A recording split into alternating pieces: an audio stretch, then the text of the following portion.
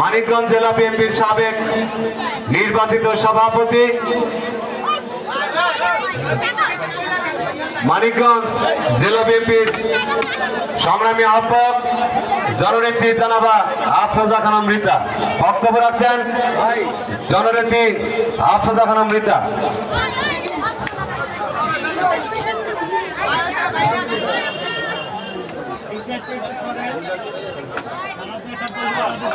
বিসমিল্লাহির রহমানির রহিম। আজকের পবিত্র উরস মুবারক উপস্থিত সম্মানিত সভাপতি, উপস্থিত আমার দীঘি ইউনিয়নের সর্বস্তরের নেতাকর্মীবৃন্দ, উপস্থিত স্থানীয় মুরব্বিয়ানগণ, উপস্থিত সম্মানিত শিল্পীবৃন্দ, উপস্থিত সাংবাদিক ভাইরা এবং উপস্থিত সর্বোপরি প্রাণপ্রিয় এলাকাবাসী এবং আমার মা ও বোনরা, আসসালামু আলাইকুম। আজকে আমরা আসলে আপনাদের বক্তব্য শুনতে ভালো লাগবে না, আজকে তো আপনারা গান শোনার জন্য বসে আছেন। তারপরে যখন এসে পড়েছি একটু কথা বলি, যেহেতু নির্বাচন সামনে চলে আসছে, বেশি দিন মাত্র 2টা মাস, এই 2টা মাস আমাদের কাজ করতে হবে সবাইকে ধানের শীষের জন্য। আমরা ধানের শীষকে তো অনেক ভালোবাসি, বিশেষ করে আমার মা বোনরা তো প্রচন্ড ভালোবাসেন। সেই ধানের শীষকে নিয়ে আমরা এসেছি।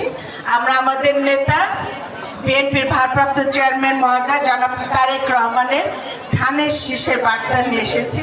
আমরা দেশনেত্রী বেগম খালেদা জিয়ার ধানের শীষের বার্তা নিয়ে এসেছি। আমরা মানিকগঞ্জবাসী ধানের শীষকে প্রচন্ড ভালোবাসি। ধানের শীষের বিকল্প আমাদের কাছে কিছু আছে? কিছু নাই। আমরা 17 বছর কথা বলতে পারি নাই, ধানের শীষের কথা বলতে পারি নাই, কিন্তু আমরা আমাদের হৃদয়ে ধানের শীষকে ধরে রেখেছিলাম। আজকে পরম করুণা আল্লাহ আমরা আজকে কথা বলতে পারছি। আজকে আমরা ধানের শীষের কথা বলতে পারছি। এই ধানের শীষের সুযোগ এসেছে, আপনারা এই সময়টাকে কাজে লাগাবেন। আমরা 17 বছর ধানের শীষকে হারিয়ে গিয়েছিল মানিকগঞ্জ থেকে, আল্লাহ রহমতে সে সুযোগ আমাদের করে দিয়েছেন। এখন আমাদের কাজটা করতে হবে, আমাদের এই ধানের শীষের আমানতটাকে রক্ষা করতে হবে।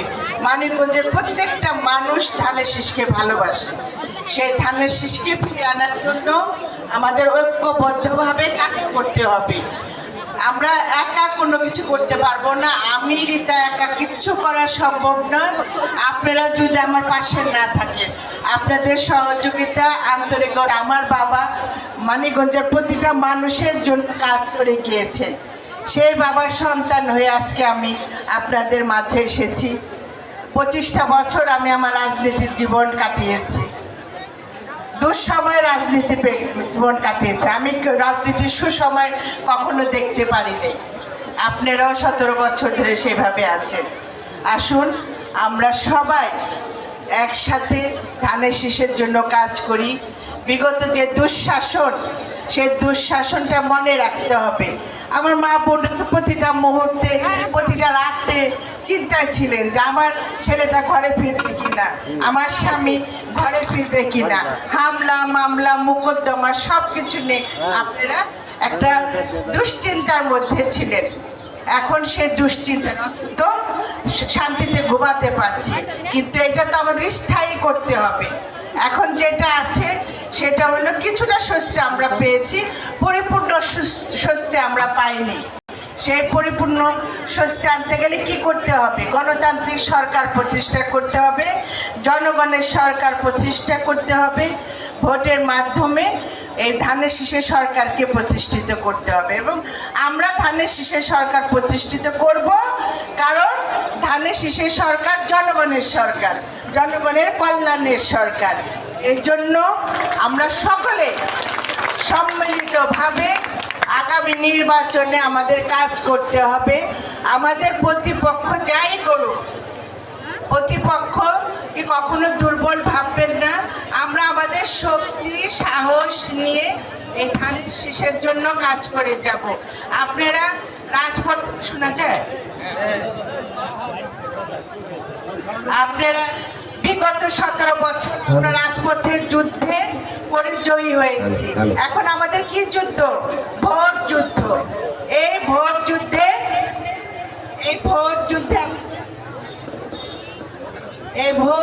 আমাদের জয়ী হতে হবে।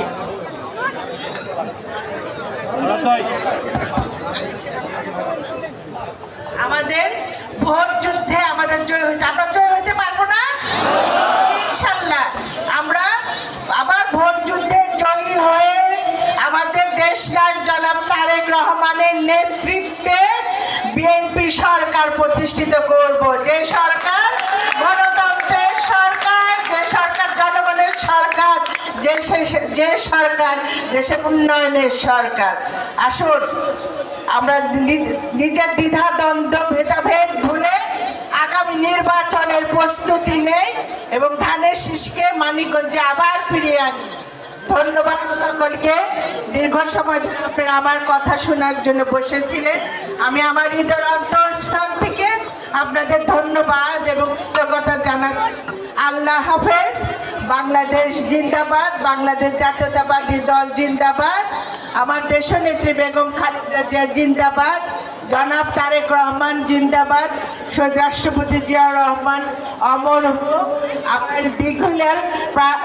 আমার দীঘি ইউনিয়নের প্রাণপ্রিয় এলাকাবাসী এবং বুলজান, বাগজান আর কে কাছে, আচ্ছা, সব ইউনিয়নের লোকজনকে একসাথে আমি আবারও ধন্যবাদ এবং কৃতজ্ঞতা জানিয়ে বক্তব্য শেষ করছি। ভালো থাকবে।